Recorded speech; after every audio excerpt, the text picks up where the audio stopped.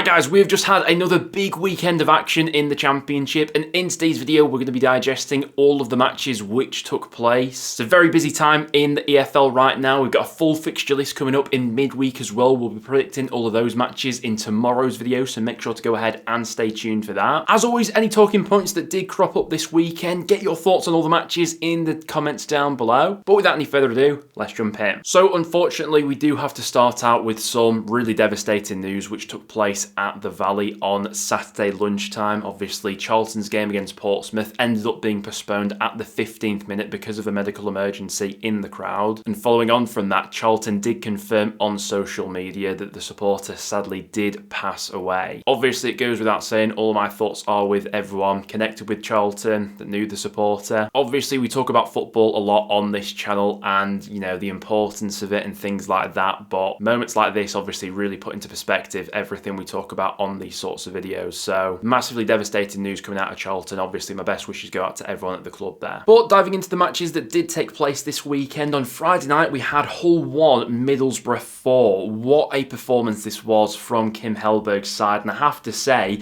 really like what I saw from Middlesbrough in this game. They were intense in the first half, especially pressing Hull off the ball at every opportunity, and Hull have been the biggest double-edged sword so far this season, because while they can go punch for most sides this season with attacking quality, and I do realise that Hull obviously have injuries in those attacking areas at the moment, this isn't them at full strength. But time and time again, it's been their defence which has been their undoing this season, and once again Borough took full advantage of that in this game, and this probably was a case of Borough being really good and clinical going forward, but Hull also being really sloppy at the back. There were numerous occasions where there was a loose ball going into midfield. Borough and how high they were pressing would catch on to that, and they just had the quality to take advantage in this one. Strelic taking his goal well, Whittaker as well, McGree, but I thought Borough's star of the show in this one was probably Gilbert, who was absolutely brilliant. Goal and an assist. He took his goal really well. If that's the template for Borough going forward, they can keep up that intensity. Yeah, I'm quite excited for what they could bring over these next few weeks. Obviously, momentum switched a little bit at half-time, but that was always going to happen with Borough 4-0 up. They were always going to be pretty happy to sit on that. Hull get a consolation goal, but ultimately, yeah, it was their defence which was their undoing. That's now 34 goals they've conceded so far this season. Hull only Wednesday have a worse defensive record than that. By far the worst defensive record of any side currently in the top half of the Championship, and on showing of this game, you could definitely tell. But full credit to Borough, really impressed by that showing. Into the Saturday early kickoffs, we had Leicester beating Derby by 3-1. Leicester coming into this one off the back of back-to-back defeats, but I did have a feeling they get something from this game. I thought it might end level, but in the end it was Leicester's quality in the first half which really told. Bit of an issue for Derby at the moment, the amount of goals they're leaking. That's now 12 goals they've conceded in their last 7 matches, and to be honest, Leicester probably should have had more in this game. AU had the ball in the back of the net, but that was wrongly ruled out for offside, so Derby got away with one a little bit there. Much more like it from Leicester from an attacking point of view. Obviously, second half we saw the momentum switch. Derby got that goal back through Langas, and had Derby got a second in this one, I thought they could have made it nervy for Leicester with how defensively slack they've been this season. If Derby did get this game back to 3-2, would not have been surprised if a third followed on shortly after that. For Leicester, it's a great result, but they have to build on this. The next 2 games on paper, I do think look quite tricky. They go away to Bristol City in midweek, and then on the following weekend have Ipswich at home. So it's all well and good going away to Derby and winning, but if they drop points in both of those matches, they're still back to square one, in my opinion. But something to build on there. Derby are just shipping too many goals at the moment. After that, to Vicarage Road, we had Watford beating Norwich by 3-2. Norwich, once again, improved from what we've seen earlier on in the season, but I always thought going away to Vicarage Road was going to be a tough one in this game. Now, Norwich do take the lead, and this has been something that I've noticed with Watford in quite a few matches recently. I certainly thought it was the case when North End played Watford recently at Vicarage Road. They can just be so passive starting football matches, and it really was Norwich on the front foot for the opening 20 or so minutes of this one, and deservedly went a goal in front. After that, Watford get it back to 1-1 before Norwich strike again just before half-time, and at that stage you're thinking, all right, this Norwich squad are showing more going forward now, and they've got something to hold on to for the second half. But it looked like Watford came out for that second half with much more purpose, and it was a brilliant way to get back into the game. A swinging cross from Ngakia from the right-hand side into Kermagard, and a beautifully taken header, his second of the game, and that's probably something that Watford don't utilise enough, how big he is and aerially dominant. They're not a side that, you know, constantly swings crosses into the box, so I still think that's an area where they could get more joy out of, because aerially, I think he has the beat of most centre-halves in the Championship, I really do. And then obviously Tom Ince goes on to score the winner. At 2-2, the game looked quite stretched. Both sides had chances, and at that point it could have gone either way. Something to comment on Norwich, obviously. It's something that's been brought up quite a few times from interviews I've seen, fans talking about them and things like that. The fitness levels of this squad don't quite seem to be on par with a lot of other Championship sides. It was something that got thrown at Liam Manning quite a lot, and maybe that's just cost them a little bit for this game, with Watford having that bit more in the tank towards the end of the game. But a good win there for Watford, albeit still a few holes to poke out of that performance. Oh, Blackburn Rovers, it's happened again, winning 1-0 against Sheffield Wednesday, but ultimately having the game abandoned due to a waterlogged pitch, obviously. Happened earlier in the season when they were hosting Ipswich in fairly similar circumstances. They were winning that game 1-0 as well, so we're no doubt going to get a full replay of this match. And I mean, as a Blackburn Rovers fan, this must be so frustrating, because I mean, several of the matches took place in Lancashire on Saturday and weren't abandoned. It was only the Blackburn game. And for a Championship side not to have adequate drainage, because it does seem to be this happening to Blackburn continually, that's something that just has to be improved. Because obviously I was at North End yesterday when we hosted Wrexham, and that it was absolutely lashing it down, but there were never any fears that that game was going to be abandoned due to the rain. So massively frustrating one, because Blackburn obviously get themselves into that leading position, and they've generally struggled to pick up points at home this season. Feel for all the Sheffield Wednesday fans who made that trip, and no doubt going to have to make it again when the fixture gets rearranged for a midweek game. But yeah, what can you say about that? After that, to Ashton Gate for Bristol City 0, Millwall 1. Was this the perfect sort of smash and grab away performance from Alex Neil's side? Bristol City fans must be so frustrated leaving Ashton Gate after that one, because I mean, they've absolutely dominated the ball, 67% possession. They got into some decent areas, weren't crafting out gilt-edged chances on the regular, but they had some pretty big moments to either take the lead in this game or get back into it. But it was a goal on the counter that Millwall took fairly well, Ivanovic sticking it away. I thought Bangura Williams did quite well, actually, for that, not to take the shot when the ball fell to him, but recognise that Ivanovic is in the better position, pull it back to him, and obviously he took the goal quite well. But Millwall were obviously playing for those breaks. They were set into their shape and frustrating the hell out of Bristol City.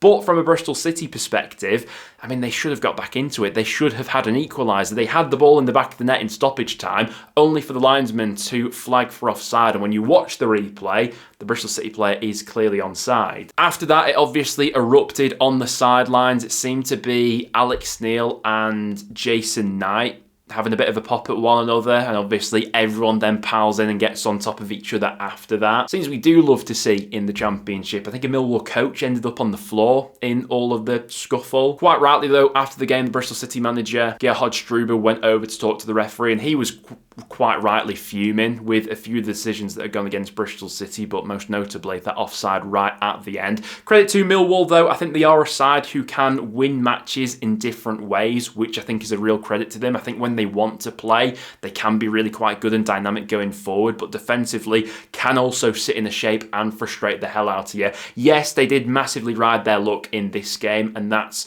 you know, to the detriment of Bristol City, who will be really frustrated leaving this one. But credit to Millwall, you know, they're third in the Championship right now, and that doesn't happen by accident. Oh, and who on earth saw this one coming? To Portman Road next, where we had Ipswich beating top of the table Coventry by 3-0. Coventry not hitting the back of the net for the first time this season, and Ipswich putting 3 past them. I really didn't see this one coming. Ipswich coming off the back of 2 quite lacklustre performances on the road, I think it's safe safe to say. Their form at Portman Road this season has been a little bit inconsistent at times, but full credit to them. They really put Coventry to the sword in this game. Now, something I would say about Ipswich is I do think the template to play against them so far this season is to sit in quite deep, soak up pressure, frustrate them, then look to hit them on breaks, because generally speaking, I think that's what a lot of teams have done when going to Portman Road this season. Ipswich have struggled to deal with that low block more often than not. Coventry were never going to come into this game and play a low block. They were always going to go at them, and they had chances, but ultimately it was Ipswich who took theirs. I do think that the second and third goals are perfect examples of Ipswich at their best when they've got space to run into. Like the second goal, it was a lovely ball over the top from Nunes into Hurst, beating the offside trap. The third goal as well comes from Ipswich playing on the break a little bit and having space to run into. Those are the situations that Ipswich probably haven't been afforded in a lot of games, especially at Portman Road this season. Like I say, when the opposition does visit there and tends to frustrate them and drop deep. For Coventry, we mentioned this next run of games, if there was ever going to be a bit of a slip for them, it's going to come in these next run of games because they're looking really tough on paper. Ultimately, we don't want to go in too harsh on Coventry. They are still the side sat top of the Championship right now and have every chance of bouncing back in midweek when they'll travel to face my side, Preston North End. So I'll be at Deepdale in midweek to see Coventry in the flesh. Obviously, worth stressing at the moment as well that Cov aren't quite at full strength. Obviously, Thomas Asante out for this one. Sakamoto as well also missed it. But there's still more than enough attacking quality there to get the best out of, most Championship defences. But Ipswich stood up to Cov in that game. I do still think, looking at this Ipswich side as well, they're more than capable of going on a big winning run, putting 4-5 wins together. And as soon as you start to do that, obviously you absolutely fly up the Championship table and really put yourselves into the automatic promotion spots. Still, I think a lot of people's favourites to finish in the top two this season, Coventry and Ipswich. I think Ipswich have laid down a big marker there, so fair play to them for that. After that, to Deepdale for Preston, playing at a 1-1 draw with Wrexham. I did successfully call this one. I think a lot of people had this predicted as a 1-1 draw. Wrexham continue their unbeaten run. They took the lead after just 4 minutes in this game. Kiefer Moore, who absolutely always scores against North End. I cannot wait for the day that Kiefer Moore retires because it means he's not scoring goals against North End. But a bit of a weird game, to be honest with you. I thought it was a thoroughly entertaining one, but as soon as Wrexham took the lead, they were more than happy to just sort of shut up shop and just sit on that, really. Don't get me wrong, there were moments where they sprung attacks, on the counter and things like that, but it was your typical sort of away performance. They were looking for a smash and grab, tried to make themselves solid and hard to break down after going a goal in front. But I do look at that side and think, if I was a Wrexham fan, I'd been a little bit frustrated walking out of Deepdale because there were definitely moments where the North End back line I thought was looking pretty leggy, and had Wrexham just gone for it a little bit more, put a bit more attacking impetus into the game, I think they could have had, certainly that second goal, and then at that point you're making it a real uphill battle for North End to get back into the game. But generally speaking, as soon as Wrexham got that opening goal, it was all one-way traffic. Quite a frustrating game for North End because Arthur Okonkwo had an absolute worldie in net for Wrexham, one of the best performances I've seen from a visiting goalkeeper for quite some time. I'm still absolutely perplexed how Wrexham were picking Danny Ward at the start of the season over Okonkwo, but obviously since Ward's been out of the picture and has been injured, he's firmly established himself as the rightful number one once again, and he pulled off some massive saves in this game. First half especially, he was really good. What I did think about North End though is that more often than not, we have struggled in games like this when the opposition has sat behind the ball. We've been guilty of not moving the ball quick enough, not opening up the gaps and spaces, but I thought we were still pretty good in quite difficult conditions in this game. Alfie Devine was always looking lively. Dobbin was trying to pick up pockets of space. Small down that left-hand side, put a few decent balls in as well. And it just felt like one of those days where the ball just wasn't falling for us, the final ball, because we did get into some good areas, and then Harrison Armstrong, who came off the bench, who's just returned from injury, deservedly got that equaliser in the 81st minute. I do think, on reflection of the full game, looking at the underlying stats and things like that, 7 times out of 10, North End probably do end up winning this one, but it's what Wrexham do. A stat I picked out after this game for Wrexham was they've got the 5th worst attacking record in away games this season, but the best defensive record. And if a performance ever spoke to stats, that's it right there. They're happy to sit back and sort of play on counters on the road. Defensively, though, very sturdy, as we've seen from them recently. I just think, though, with all the attacking personnel they've got and the attacking subs they can bring off the bench as well, I just think they could have gone for this game a little bit more, Wrexham. But 1-1 in the end. North End will take it and move on. Next then to Loftus Road for QPR up against West Brom. Both sides have been a little bit inconsistent recently, so I wasn't really sure which way to go with my prediction before this game. But I thought West Brom could have snatched it. But in the end, it was the complete reversal of this fixture from last season. I believe West Brom went to QPR last season, didn't they, and won 3-1. It was Madju with a hat-trick. But the opposite unfolded in this one. And credit to QPR, it was Burrell with a brace. What a signing he's turned out to be, by the way. I think when QPR signed Burrell, a lot of us just assumed wrongly that that's probably quite a solid backup signing there that QPR have made. He's probably going to be the man coming off the bench and things like that. And we all just assumed that Richard Kone would be the star striker that QPR had signed over the summer. And listen, Kone could still become, a very good player for QPR in the future. But speaking right now, it's definitely been Burrell who's been the star of the show going forward. That's now 9 goals for the season already for him. And we're not even at the halfway mark. For West Brom, it was a nice goal from Hegebo, the looping header, but another defeat. It does feel like every defeat for West Brom at the moment feels like quite a sizable one with the position they find themselves in the table in the bottom half of the Championship. Their next 2 games on paper are looking really tricky as well. In midweek, they've got Southampton away, and then over the weekend, I think they're the Friday kick-off, where they face a banging form Sheffield United side. And if those 2 results don't go their way, I really could see maybe this being the end for Mason. But credit to QPR, that's a big 3 points there. Add that to Bramall Lane for Sheffield United 4, Stoke City 0. 2 sides going in opposite directions right now based on the form book. It's 4 consecutive wins for Sheffield United and 4 defeats in 5 for Stoke. I'd argue out of all of the Sheffield United wins on this good run of form recently, this is the most impressive, going up against a Stoke side who have been really good, generally speaking, so far this season, and Sheffield United made quite light work of them in this game. McGuinness opening the scoring after just 10 minutes, then 2 quick-fire goals just before half-time, sort of killed off Stoke in this one, I think. You go in at half-time 3-0 down, it was always going to be an uphill battle getting back into this one. Stoke, at the start of the season, it was their defensive record that they really prided themselves on, but this run of form recently, they've just become too easy to get at. Sheffield United, though, this side right here is looking much stronger than it was a few months ago, and I think results have obviously picked up because of that. Bamford, to be fair, who I think a few of us were unsure of when they announced that signing, I think has proved to be a decent addition so far, obviously. Hamer, back fully fit and back from his injury. Sariki was really good for the Blades in this one as well. In midweek, Sheffield United have got Norwich at home, which I think is another very winnable game for them. Stoke, on the other hand, face an Ipswich side who have just beaten top of the table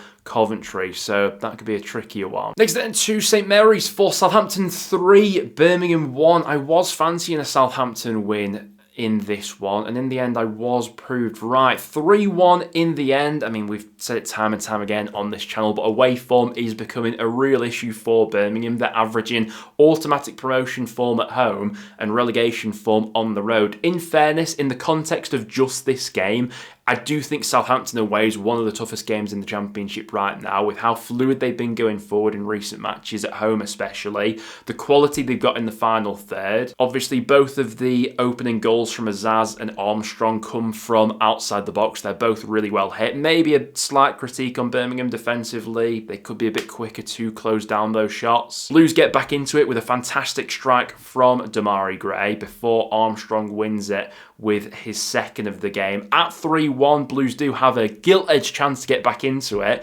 but it's Kyogo who comes off the bench and then misses an absolute sitter. For whatever reason, it's just not happened for him whatsoever in the Championship for Birmingham this season, has it? I thought that on his debut, thinking back to the start of the season against Ipswich, he looked really lively in that game with movement, and I think as everyone did, as soon as he scores a goal or two, he's definitely hitting double figures this season and could even be in the Golden Boot race, but has just sort of been cast aside a little bit. Obviously, he's quite far down the pecking order at the moment, certainly behind Deutsch, Stansfield, and maybe even Dykes as well. So another away game coming up for Birmingham in midweek, which they probably don't want to hear right now, but it's definitely something they need to fix, because even if Birmingham get a semi-decent record on the road, they only marginally pick things up in away matches. Their home form will carry them into the top 6. And then to round off the weekend, a big and much needed result for Swansea as they beat Oxford by 2-0. If any side needed a result in the Championship this weekend, it was probably Swansea, and justifiably so. I thought it was a good first half showing from Swansea. They were certainly the team in the ascendancy. Good opening goal, but then the pick of the bunch had to be that strike from Timon, which was an absolute beauty. Waits for the ball to come down on the edge of the box and then sweetly hits it into the top corner. Swansea 2-0 up at half-time, then it's just a professional job in the second half to see the game out. I did call a Swansea win coming into this one. The frustrating thing with Oxford is I almost feel more confident with them when they're playing against a side in the top 6 or top half of the table, and Oxford come into a game with sort of little expectations on them. These are the sorts of matches against sides around them where I almost feel like they're most susceptible to dropping points, which in the long run is quite damaging because you're constantly giving points away to the teams around you. In midweek, Oxford will travel to Blackburn. I mean, that'll be an interesting game to see if it will even be fulfilled, with it looking like it's going to rain in Lancashire over the week. But a good result for Swansea there, much needed. Oxford, a real frustrating one, I think, because Swansea are gettable at the moment. But there you guys have it. That will now wrap it up for today's video. Thank you very much for tuning in. If you did go on to enjoy, make sure to drop a like and get all your thoughts on this weekend's action in the comments down below. As always, thank you very much for tuning in. We'll be back tomorrow on the channel with our midweek score predictions, so make sure to stay tuned for those. But apart from that, thanks for tuning in, guys, and I'll see you all in the next one.